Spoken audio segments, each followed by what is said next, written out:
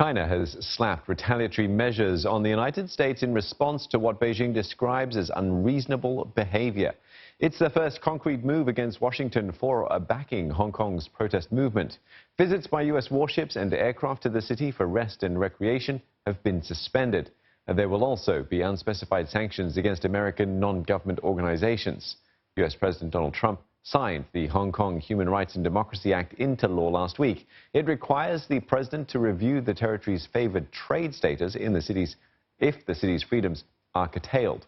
China has repeatedly condemned that move and had warned it would take firm countermeasures if the U.S. meddled in its affairs. Now, for more on this, our correspondent Olivia Xiong joins us from Beijing. Olivia, what details do we know about these retaliatory measures? Well, certainly this move from China comes as no surprise. It had previously said that it will retaliate after President Trump signed that legislation in support of Hong Kong protesters into law. But the big question really here is what sort of impact will these countermeasures have? Now, if we were to look at it more closely, the first countermeasure that was announced was that China has said that it will suspend the review and approval of U.S. military ships and aircraft to visit Hong Kong effective from today. And we do know that Hong Kong has for a long time been a regular port of call for U.S. vessels. And it is, but on the other hand, it is not uncommon for China to deny approval for port visits whenever tensions flare up between the two countries. Now, in August this year, we had seen that China had denied a request for 2 American warships to stop at the city as the unrest in Hong Kong continued to unfold. Reports suggest that the last U.S. ship visit actually took place in April, and last year, an American aircraft carrier and ships in its strike group actually visited Hong Kong, successfully bringing with them about 7,000 personnel. But then again, back in 2016, China also denied a port visit by a U.S. carrier strike group due to tensions over the disputed South China Sea. So we can see here that this is a common lever that has often been used by China.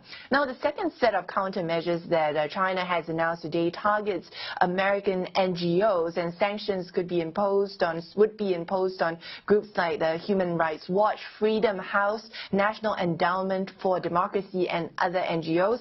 But it is not clear on what these sanctions will entail exactly. And one analyst I spoke to said that this move from China is more likely a statement that it is making to the U.S. in retaliation for this, in retaliation against the U.S. legislation. But in actual fact, it does not have much substance for now. It does not have much teeth. Also, given that the U.S. legislation for now has not imposed any actual sanctions on Hong Kong or on China. So analysts are saying that for now this could be more of just a political statement that China is making to show that it is standing up to the U.S.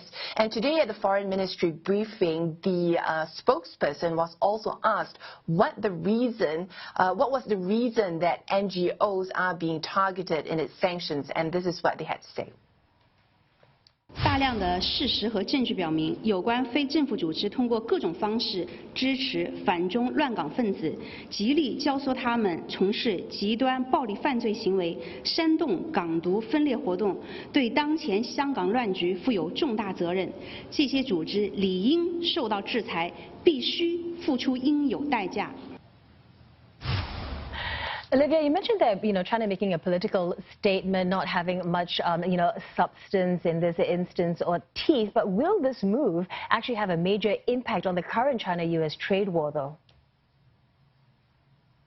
That's the big question, isn't it? Well, for now, it would seem that the countermeasures do not target the U.S. on the trade front.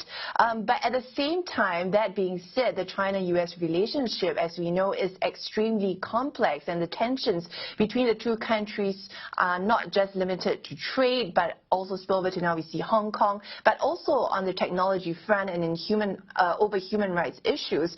And today we had also seen a report report by an American news website saying that the trade deal was stalled indeed because of this Hong Kong legislation by the U.S. And so there really have been mixed signals when it comes to that phase one trade deal that we are talking about between China and the U.S. Last week, we heard President Trump himself say that a trade deal was potentially very close, and President Xi here in China had also expressed hope for an agreement. We saw negotiators from both countries also have a phone call saying that they were still talking about issues of common concern and trying to resolve some of these core issues, and they have agreed to continue to stay in contact as they work out these details. And we do know that beyond this legislation that has been passed in the U.S., the trade deal has already been very complex. China wants to see a rollback of existing tariffs, while the U.S. wants China to commit to buying a certain specific amount of U.S. agricultural products. So even though outwardly it may not look like, these retaliatory measures target the trade front, we can be certain that this only serves to complicate this already very tense China-U.S. relationship. All right, thanks for that. Olivia Xiong speaking to us from Beijing. Over in Hong Kong, the city's MTR has resumed normal service, but University Station remains closed. The city's train network has frequently been a target during protests, with some violent demonstrators damaging stations with bricks as well as setting them on fire. Protests have continued today, with hundreds of advertising industry workers gathering at lunchtime. There were no confrontations at the 2-hour CBD rally.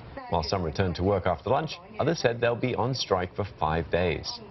Meantime, pro-democracy lawmakers have urged the government to amend the definition of illegal assembly and riot crimes. And they're also calling for changes to maximum penalties.